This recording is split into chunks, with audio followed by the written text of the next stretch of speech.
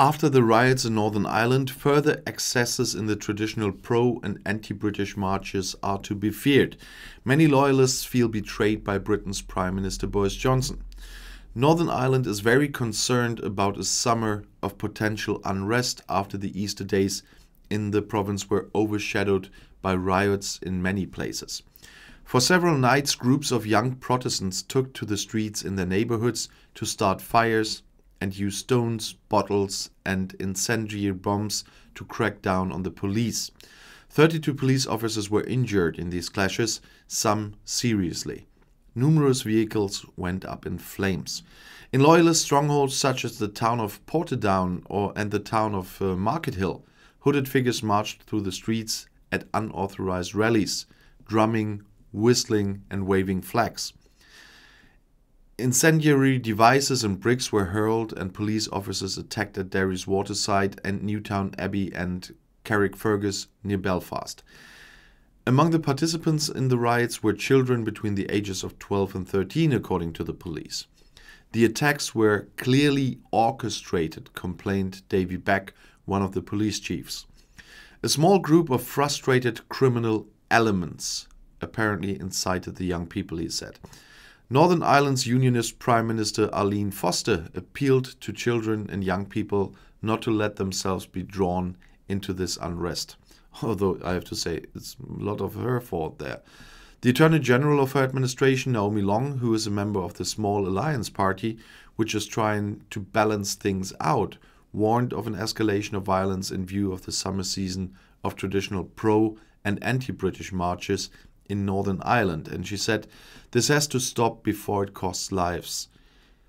The immediate cause of the Easter riot is in the most militant Protestant neighborhoods was the controversial decision by the Belfast public prosecutor last week not to bring charges against 24 prominent Republicans who organized and attended a spectacular funeral for a Sinn Féin veteran in June last year.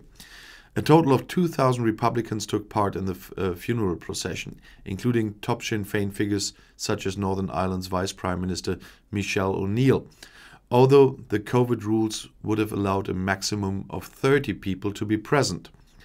Many loyalists interpreted the now announced waiver of prosecution as a sign that more and more consideration was being given to the other side. The police made no move to stop the Republican march last summer, they say. The resentment goes deeper, however.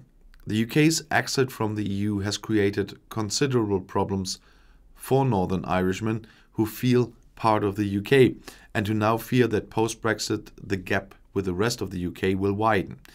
After all, Tory Prime Minister Boris Johnson consented to Northern Ireland remaining in the customs territory of the EU during Brexit, which in fact makes border controls between Great Britain and Northern Ireland necessary.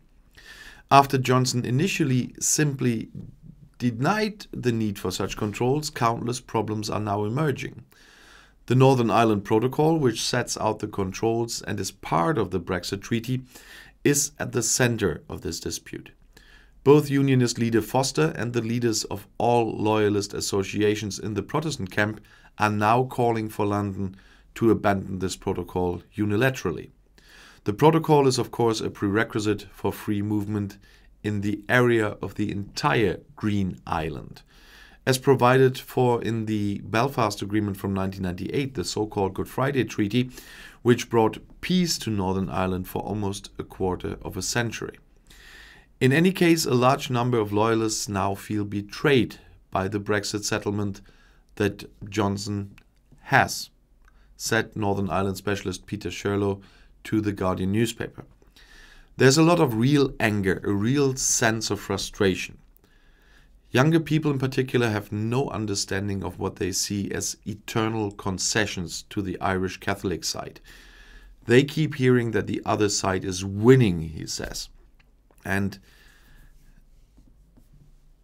other side, I will, in the case of Northern Ireland, be a little bit reducing my personal view on this, because I prefer to report quotes from both sides, and I have to say sides there as well, because there are.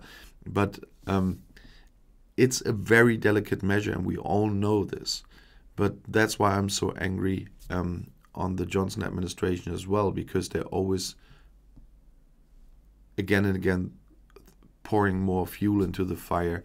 And I said it a long time ago that I experienced some restrictions because of what was going on in Northern Ireland before 1998, when I visited the UK as a cadet, and as a German cadet.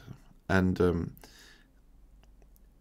even if you haven't been left out all the news with the bombings and whatever, it still is a bit more scary if you even are restricted a little bit by all this happening, and you can feel this personally. And I'm talking about this from the outside. I don't compare this in any way to what the people must have felt that were completely in the line of fire there.